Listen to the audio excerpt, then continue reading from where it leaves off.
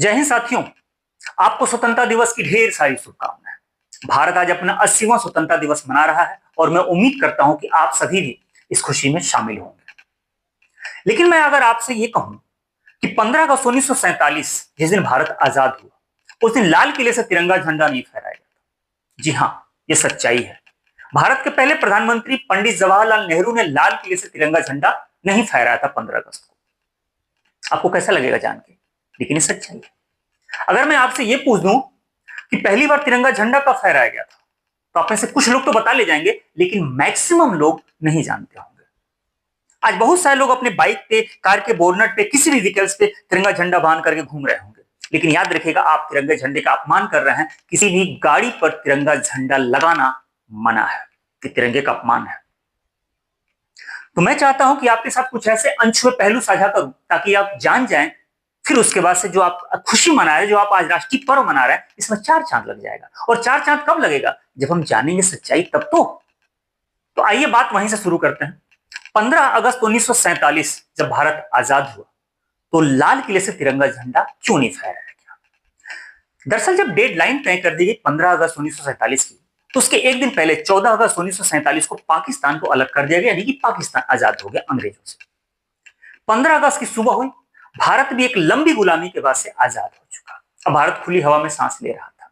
आज का जो राष्ट्रपति भवन है, उस जमाने में वो गवर्नर हाउस हुआ करता था। उसी में बैठ करके सारी फॉर्मेलिटीज पूरी की जा रही थी। इधर से जवाहरलाल नेहरू और उनकी कोर टीम थी, उधर से माउंटबेटन और उनकी टीम के लोग थे।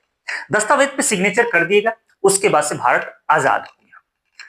उसके ठीक सामने इंडिया गेट के पास प्रिंसेस पार्क में सारे कांग्रेस के लोग, जवाहरलाल नेहरू और उनके सभी साथी लोग, सब लोग इकट्ठा हुए और वहां पर तिरंगा झंडा फहराया। तो याद रखिएगा, 15 अगस्त 1947 को तिरंगा झंडा इंडिया गेट के पास प्रिंसेस पार्क में फहराया गया। लेकिन अगली सुबह यानी कि 16 अगस्त 1947 के दिन पूरे धूमधाम से, पूरे आन बान और शान के साथ, पूरे हिंदुस्तान के साथ लाल किले से तिरंगा झंडा फहराया गया। यानी कि तिरंगा झंडा लाल किले पर कब फहराया गया? 16 अगस्त 1947 को। लेकिन जब 15 अगस्त 1948 आया, तो लाल किले से ही धूमधाम से तिरंगा झंडा फहराया गया और यहां से परिपाटी सी बन गई कि हर 15 अगस्त को तिरंगा झंडा कहां फहराया जाएगा? तो लाल किले में फहराया जाएगा। अब सवाल पैदा होता है कि 15 अगस्त ही आजादी का दिन क्यों तय किया गया? इसके पीछे भी एक दिलचस्प कहानी है। कैबिनेट मिशन के प्रपोजल के बाद जब ब्रिटिश पार्लियामेंट ने एक डेडलाइन तय किया था, जून 1948, यानी कि जून 1948 तक भारत को आजाद कर देना है या फिर अंग्रेज यहां से चले जाएंगे। इसके बाद एंट्री होती है माउंटबेटन की। माउंटबेटन जब इंडिया आते हैं तो देखते हैं यहां तो दंगे भड़के हुए, इतने दंगे हैं कि अगर 2 साल तक टाल दिया जाए तो फिर ना जाने कितने इसमें कट मर जाएंगे। माउंटबेटन ये मैसेज लंदन पहुंचाता है और बताते हैं कि यार जितनी जल्दी हो सके इन सबों को आजाद करो, नहीं तो आपस में कट मर जाएंगे। फिर लंदन में बैठ करके इन लोगों की आपस में एक मीटिंग होती है। मीटिंग में माउंटबेटन ही 15 अगस्त का एक डेट सुझाते हैं। क्यों सुझाते हैं? क्योंकि 15 अगस्त वो तारीख है जिस दिन जापान ने सेकेंड वर्ल्ड वॉर में आत्मसमर्पण कर दिया था और उस वक्त ब्रिटिश फोर्स में ये माउंटबेटन सीनियर कमांडर हुआ करते थे। तो उस डेट को और मेमोराइज करने के लिए उन्होंने एक तारीख सुझाई कि भाई इसी दिन भारत को भी आजाद कर दे। अच्छा, याद रखिएगा, जाते जाते इंग्लैंड ये शो करना चाहता था कि हम इंडिया से भाग नहीं रहे हैं, इंडिया वाले हमें भगा नहीं रहे, बल्कि हम इंडिया को आजाद करके आ रहे हैं। इसलिए 15 अगस्त की तारीख माउंटबेटन ने सुझाई और लंदन की पूरी सत्ता, पूरी सरकार इसको मान ली। फिर फाइनली ब्रिटिश पार्लियामेंट ने इंडिया इंडिपेंडेंस एक्ट 1947 पारित किया और फिर वो दिन तय हो गया और भारत फाइनली 15 अगस्त 1947 को आजाद हो गया, जो आज हमारे सामने है। एक और सवाल पैदा होता है कि आखिर लाल किला ही क्यों? हर साल 15 अगस्त को लाल किला से ही झंडा क्यों फहराया जाता है? इसके पीछे भी एक दिलचस्प कहानी है। अगर आप पॉलिटिकल नजर से देखेंगे, वोट बैंक की नजर से देखेंगे, तो लगता है कि मुगलों के द्वारा बनाया गया एक ईंट गारे पत्थर की इमारत मात्र है, लेकिन नहीं, ये भारत की आन बान और शान है। 1639 ईस्वी में शाहजहां ने जब इसे बनवाया, तब से लेकर के मुगलों के आखिरी दौर तक ये भारत की सत्ता का सेंटर पॉइंट हुआ करता था। यहीं से पूरे हिंदुस्तान को गवर्न किया जाता था। अंग्रेजों ने जब मुगलों को हरा करके दिल्ली पर कब्जा किया, तो लाल किला पर कब्जा किया और लाल किला पर कब्जा का मतलब यह था कि पूरे हिंदुस्तान की आन बान शान पर कब्जा कर लेना। लेकिन 1857 की क्रांति का जब बिगुल फूका गया और बहादुर शाह जफर को जब क्रांति का लीडर चुन लिया गया, पूरी क्रांति को यहीं से गवर्न किया जाता था। और जब बहादुर शाह जफर को अरेस्ट किया गया, उनके बच्चों को गोली मारी गई, पूरे हिंदुस्तान के क्रांतिकारियों में इसके लिए एक सम्मान और बढ़ गया। अंग्रेजों ने भी फिर दोबारा जब इसे कब्जा किया 1857 की क्रांति को कुचलने के बाद, ये सोच के कब्जा किया कि हमने भारत की आन बान शान को कब्जा कर लिया है, और आखिरी दौर तक अंग्रेज यही सोच करके लाल किला पे कब्जा किए रहे। आजाद हिंद फौज ने जब नारा दिया था कि दिल्ली चलो, लाल किला पे कब्जा करो, तो लाल किला का महत्व समझ में आता है, लाल किला का शौर्य समझ में आता है। आजादी के 2 साल पहले 1945-1946 में लाल किला में ही आजाद हिंद फौज के सिपाहियों का मुकदमा चल रहा है। कैप्टन सागर ढिल्लो और शहनवाज खान को फांसी की सजा सुनाई गई। पूरे हिंदुस्तान की निगाहें लाल किला पर थी। हालांकि फाइनली फांसी हुई नहीं, सस्टेन कर दी गई, लेकिन एक शौर्य बन गया।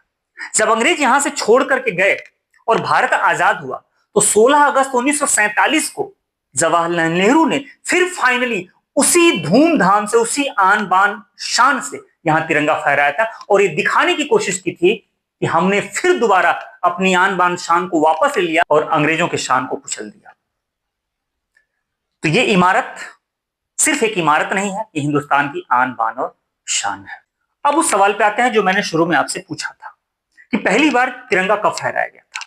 अब यहां 3 सवाल निकल करके आते हैं। पहली बार झंडा कब फहराया गया था, पहली बार तिरंगा कब फहराया गया था, और पहली बार राष्ट्रीय ध्वज कब फहराया गया था। याद रखिएगा, ये तीनों अलग अलग चीजें हैं। पहली बार झंडा फहराया जा रहा है 1906 ईस्वी में कलकत्ता के कांग्रेस अधिवेशन में। पहली बार झंडा फहराया जा रहा है। याद रखिएगा, मैं तिरंगा नहीं कह रहा, पहली बार झंडा कह रहा हूं। अपना एक खुद का एक सिंबल होना चाहिए, अपना खुद का झंडा होना चाहिए। ये कहां से शुरू हो रहा है? 1906 ईस्वी से शुरू हो रहा है, लेकिन वो तिरंगा नहीं था। तिरंगा फहराया जा रहा है 1929 में कांग्रेस के ही अधिवेशन में लाहौर के रावी नदी के तट पर। ये वही तिरंगा था जिसे 1921 ईस्वी में पिंगल वेंकैया ने डिजाइन किया था, लेकिन ये तिरंगा था। अभी भी राष्ट्रीय ध्वज नहीं है, ये तिरंगा है, यानी कि कांग्रेस का ये ध्वज है। लेकिन जब भारत आजाद होने को हुआ, संविधान सभा का गठन हो चुका था। 22 जुलाई 1947 को संविधान सभा के समक्ष जवाहरलाल नेहरू ने एक प्रपोजल रखा। ये जो हमारा तिरंगा है, जो हमारी आन बान शान बन चुका है, ये हमारी नस नस में बस चुका है, इसी को भारत का ध्वज, नेशनल फ्लैग घोषित कर दिया जाए। और संविधान सभा ने उसे एक्सेप्ट कर लिया। लेकिन जवाहरलाल नेहरू ने वहां पर एक बात कही थी। बात ये कही थी कि अब तक जो तिरंगा झंडा है वो एक पार्टी का है, यानी कांग्रेस का है, इसे नेशनल फ्लैग कैसे घोषित किया जा सकता है? तो क्या क्या इसमें थोड़ा सा चेंज कर दिया गया। तो चेंज क्या किया गया, वो जो बीच में चरखा था ना, उस चरखे को हटा करके बीच में अशोक चक्र लगा दिया गया। इस तरीके से 22 जुलाई 1947 ईस्वी को पहली बार राष्ट्रीय ध्वज फहराया गया। अच्छा, इसी समय पर सर्वपल्ली राधाकृष्णन एक स्पीच देते हैं, और स्पीच देते वक्त ये पूरे तिरंगे झंडे को कैसे फहराना है, इसका क्या महत्व है, इसमें 3 कलर हैं, इस एक एक कलर का मतलब क्या है, इस पूरी परिभाषा को उन्होंने डिफाइन किया था। एक बात और जान लीजिए, ध्वजारोहण और ध्वज फहराने में क्या अंतर होता है। आज भी बहुत सारे लोग ध्वज संहिता का या झंडे का अपमान करते हैं। आप लोग कमेंट करके बताइएगा कि कितने लोग इसके बारे में जानते थे, या फिर आप लोग कहीं जानते होंगे जहां झंडे का लगातार अपमान हो रहा है। अब कैसे हो रहा है देखिएगा। 15 अगस्त को ध्वजारोहण होता है। मतलब क्या है कि 15 अगस्त को ध्वज यहां तक बांधा जाता है, और जो भी चीफ गेस्ट आता है वो क्या करता है, ऐसे धीरे धीरे धीरे धीरे जब वो डोरी खींचा जाता है, तो जो फ्लैग है, झंडा है, तिरंगा हमारा है, ये ऊपर जाता है, और पीक पर जब जाता है तो फिर वहां से ऐसे खींचा जाता है तो वो फहर जाता है। इसे कहते हैं ध्वजारोहण। ध्वज आरोहण ये किसका सिंबल है? सिंबल उसका है कि जब यूनियन जैक, जब आजादी के समय पर इंग्लैंड का झंडा धीरे धीरे नीचे उतर रहा था और इंडिया का झंडा धीरे धीरे ऊपर चढ़ रहा था, ये उसी का सिंबल है, ये उसी का प्रतीक है जो आज भी चल रहा है। इसे कहते हैं ध्वजारोहण। लेकिन 26 जनवरी को, यानी गणतंत्र दिवस को, झंडा फहराया जाता है। वहां पर ऑलरेडी पीक पॉइंट पर पहले से ही झंडा बांध दिया जाता है। जो चीफ गेस्ट आता है वो क्या करता है, सिर्फ ऐसे खींच करके झंडा फहरा दिया जाता है, उसे कहते हैं झंडा फहराना। तो 15 अगस्त को ध्वजारोहण होता है और 26 जनवरी को झंडा फहराया जाता है। लेकिन बहुत सारी जगहों पर मैंने ये देखा है कि 15 अगस्त को भी वहीं बांध देते हैं लोग, और जाते हैं लोग सिर्फ ऐसे खींच करके फहरा देते हैं लोग। वो झंडे का अपमान है। अब आप कमेंट करके बताइएगा, क्या आपने कभी ऐसा देखा है कि नहीं देखा है कि 15 अगस्त को भी वहीं बात करके फहरा देते हैं लोग। खैर, आइए अगले पॉइंट पे चलते हैं कि आखिर 15 अगस्त को प्रधानमंत्री और 26 जनवरी को राष्ट्रपति झंडा क्यों फहराते हैं। इसके पीछे की भी कहानी जान लीजिए, बहुत सारे लोग नहीं जानते होंगे। देखिए, 15 अगस्त को जब भारत आजाद हो रहा तो उस वक्त राष्ट्रपति नामक का कोई पद तो था नहीं। राष्ट्रपति का पद तो संविधान की देन है ना, और संविधान कब लागू होगा? 26 जनवरी 1950 को। तो 1947 में कोई राष्ट्रपति नाम का पद नहीं था हिंदुस्तान में। हिंदुस्तान में जो सर्वे सर्वा पद था वो प्रधानमंत्री का पद था। प्रधानमंत्री के ही हाथों सत्ता का हस्तांतरण हुआ था। यूनियन जैक धीरे धीरे नीचे उतारा गया और भारत के प्रधानमंत्री पंडित जवाहरलाल नेहरू ने ही इंडिया के फ्लैग को धीरे धीरे ऊपर चढ़ाया था। वो आज भी परिपाटी है कि भारत का जो प्रधानमंत्री होगा वही 15 अगस्त को ध्वजारोहण करेगा। और 26 जनवरी को भारत रिपब्लिक हुआ था, उसे रिपब्लिक डे कहते हैं। भारत गणराज्य बना था। गणराज्य का मतलब यह है कि भारत का जो सर्वोच्च पद होता है वो जनता के द्वारा निर्वाचित होता है। तो भारत का सर्वोच्च पद कौन सा है? राष्ट्रपति का पद है। भारत के संविधान में साफ साफ कहा गया कि गणराज्य का मतलब क्या होता है, रिपब्लिक का मतलब क्या होता है। तो उस दिन सत्ता का जो सर्वोच्च पद होता है वो नहीं, उस दिन जो संविधान का सर्वोच्च पद होता है वो मायने रखता है। इसीलिए 26 जनवरी को संविधान में जो सर्वोच्च पद बनाया गया यानी कि राष्ट्रपति, उनके द्वारा झंडा फहराया जाता है। जबकि 15 अगस्त को सत्ता में जो सबसे सर्वोच्च पद है, सत्ता में सर्वोच्च पद, उनके द्वारा झंडा फहराया जाता है। यानी 15 अगस्त को हेड ऑफ द गवर्नमेंट के द्वारा झंडा फहराया जाता है और 26 जनवरी को हेड ऑफ द कॉन्स्टिट्यूशन के द्वारा झंडा फहराया जाता है। यही दोनों में डिफरेंस है। लेकिन अब अगला सवाल यह आता है कि 26 जनवरी ही क्यों चुना गया? यह भी एक सवाल तो मन में आ सकता है ना। संविधान जब लागू करना था तो किसी भी दिन लागू कर दिया जाता, लेकिन इसके पीछे भी एक दिलचस्प कहानी है। अभी मैंने बताया था कि 1929 में जब पहली बार तिरंगा झंडा फहराया गया था, 30 और 31 दिसंबर 1929 को लाहौर के रावी नदी तट पर, उसी दिन ये घोषणा किया गया था कि अगले 26 जनवरी यानी 26 जनवरी 1930 को हम लोग जबरदस्ती स्वतंत्रता दिवस मनाएंगे, स्वाधीनता दिवस मनाएंगे। और 26 जनवरी 1930 को स्वाधीनता दिवस मनाया गया था। अब सोच के देखिए, जबरदस्ती, हम गुलाम थे ना, लेकिन जबरदस्ती मना रहे थे। और उस दिन लाठी भी गिरी, गोली भी चली, लेकिन बड़ा मजा आया, एक जोश पैदा हुआ। और हर साल 26 जनवरी को तय कर लिया गया कि हर साल मनाया जाएगा। तो हर साल 26 जनवरी को स्वाधीनता दिवस मनाया जाता था। लेकिन फाइनली 15 अगस्त को भारत आजाद हो गया। अब 15 अगस्त को जो आजाद हो गए तो रियल का डेट आ गया ना। अब हम 15 अगस्त को आजादी मनाने लगे। लेकिन जब भी 26 जनवरी आता था तो दिमाग में आ जाता था, कह रहे यार कितना मजा आता था ना 26 जनवरी को, एक शौर्य का दिन था, एक जोश पैदा हो जाता था 26 जनवरी को। तो जब संविधान लागू करने की बात आई, 26 नवंबर 1949 को जब संविधान पूरी तरीके से बन के तैयार हो गया, उस पर सिग्नेचर वगैरह भी कर दिया गया, तो सोचा गया कि 2 महीना और टाल दिया जाए तो उस डेट को हम लोग जिंदा कर सकते हैं, उस दिन को जिंदा कर सकते हैं जब भारत अपना स्वाधीनता दिवस मनाया करता था। तो सिर्फ 26 जनवरी की यादों को जिंदा करने के लिए 26 जनवरी 1950 को संविधान लागू किया गया और इस दिन भारत रिपब्लिक घोषित हो गया। अब आपके मन में एक सवाल आता होगा कि क्या आम आदमी भी झंडा फहरा सकता है? तो जी हाँ, आम आदमी भी झंडा फहरा सकता है। 2004 से पहले आम आदमी झंडा नहीं फहरा सकता था। वो सिर्फ और सिर्फ स्कूल, कॉलेज, कोचिंग इंस्टीट्यूट या जो सरकारी ऑफिस बिल्डिंग हुआ करते सिर्फ वहीं झंडा फहराया जाता था। उसमें भी जब सूर्यास्त होता था उसके पहले ही उतार लिया जाता था। लेकिन नवीन जिंदल केस में 2004 में एक डिसीजन आया, एक फैसला आया कि अब आम आदमी भी झंडा फहरा सकता है। हिंदुस्तान के हर एक इंसान को, हर नागरिक को उसका एक मौलिक अधिकार है। 19(1)(a) के तहत उसका फंडामेंटल राइट्स है कि वो झंडा फहरा सकता है। तो आज के डेट में हर कोई फहरा सकता है। लेकिन अब उसके साथ एक और बात यह है कि क्या गाड़ियों पर भी झंडा लगाया जा सकता है? तो नहीं, याद रखिएगा, गाड़ियों पर झंडा नहीं लगाया जा सकता है। फ्लैग कोड ऑफ इंडिया 2002 बनाया गया, झंडा संहिता बनाया गया, उसमें सब कुछ बारीकी से बताया गया है। उसी कोड के भाग 3 खंड 9 और पैरा 3.44 में ये साफ लिखा गया है कि किसी भी व्हीकल्स में झंडा कौन कौन लगा सकता है। पूरी की पूरी एक लिस्ट दी गई है कि यही लोग झंडा लगा सकते हैं, उनकी गाड़ियों में झंडा लग सकता है और एक मानक के तहत, एक रेशियो के तहत झंडा लग सकता है। किसी भी आम आदमी को झंडा लगाने का अधिकार नहीं है। ये झंडा आपकी अपनी पर्सनल प्रॉपर्टी नहीं है कि जब चाहिए तब लगा के घूम लीजिए। आज के डेट में इसका इतना अपमान हो रहा है। आज आप कमेंट करके बताइएगा कि कितने लोग ऐसे हैं जो इस बात को जान रहे हैं और कितने लोग ऐसे हैं जो नहीं लगाए। गाड़ी में लगा लिया, बाइक में लगा लिया और धड़ल्ले से। याद रखिएगा, झंडे को आप गाड़ी पे बैठे हुए हैं तो हाथ में झंडा लेके आप चल सकते हैं, लेकिन साफ लिखा गया है कि व्हीकल्स में, किसी भी व्हीकल्स में आप झंडा नहीं लगा सकते। कौन कौन लगा सकता है? तो राष्ट्रपति, प्रधानमंत्री, उपराष्ट्रपति, राज्यपाल, ये गवर्नर, ये सुप्रीम कोर्ट, हाई कोर्ट के जज हैं, मंत्री हैं। यही कुछ ऐसी लिस्ट है। सिर्फ इन्हीं लोगों को अलर्ट किया गया है कि इनके व्हीकल्स में झंडे हो सकते हैं, बाकी किसी के व्हीकल्स में झंडे नहीं हो सकते हैं। ये साफ साफ कहा गया है। अगर आप ऐसा करते हैं तो फिर आप अपमान करते हैं झंडे का। अब सवाल आता है कि क्या आप कपड़े पहन सकते हैं? ठीक है, कपड़े पहन सकते हैं। 30 दिसंबर 2021 को इसमें संशोधन किया गया और कहा गया कि आप कपड़े पहन सकते हैं, लेकिन उसके साथ एक शर्त बनाई गई। शर्त क्या है कि कमर से ऊपर ही आप कपड़े पहन सकते हैं, कमर से ऊपर।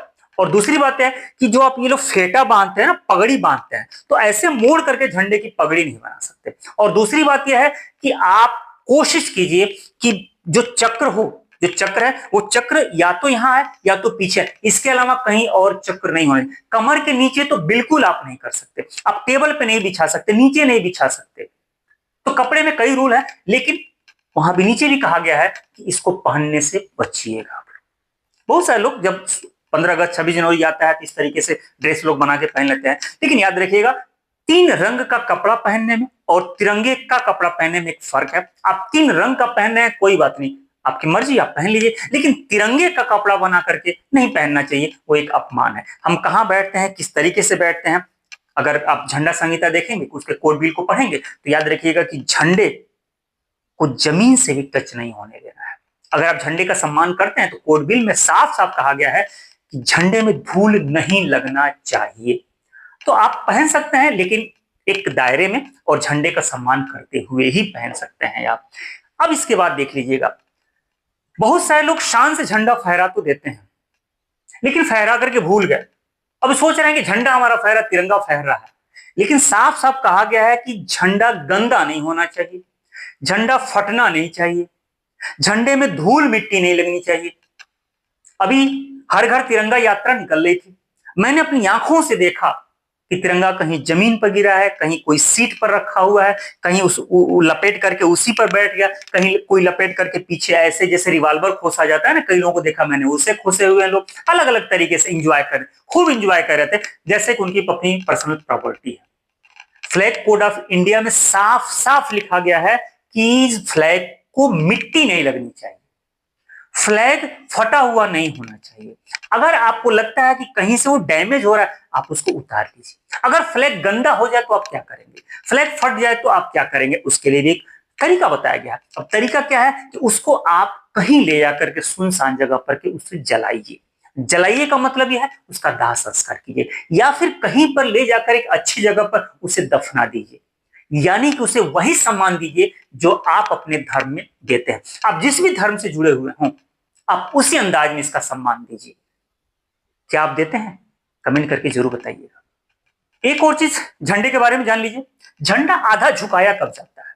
तो देखिए, किसी की भी मौत पर, किसी की भी निधन मृत्यु पे झंडा नहीं झुकाया जाता। इसके लिए भी एक प्रोटोकॉल है। अब प्रोटोकॉल है, गवर्नमेंट के एक रूल में है कि किसके किसके निधन पर झंडा आधा झुकाया जाएगा। उसमें कुछ संवैधानिक पद है, कुछ और ऐसे पद है जो गवर्नमेंट की लिस्ट में शामिल है, प्रोटोकॉल की लिस्ट में शामिल है। अच्छा, झुकाया कब जाता है उसका भी एक रूल है कि जब ये झंडा इस पे चढ़ाया जाता है तो पहले पीक पॉइंट पे लेके जाया जाता है और पीक पॉइंट से फिर ला करके आधा पे रोक दिया जाता है, और शाम होते ही यानी कि सूर्यास्त से पहले ही फिर इसको उतारा कैसे जाता है, फिर वापस यहां तक लेके जाता है और यहां से फिर जाके उतारा जाता है। ये एक प्रोटोकॉल है।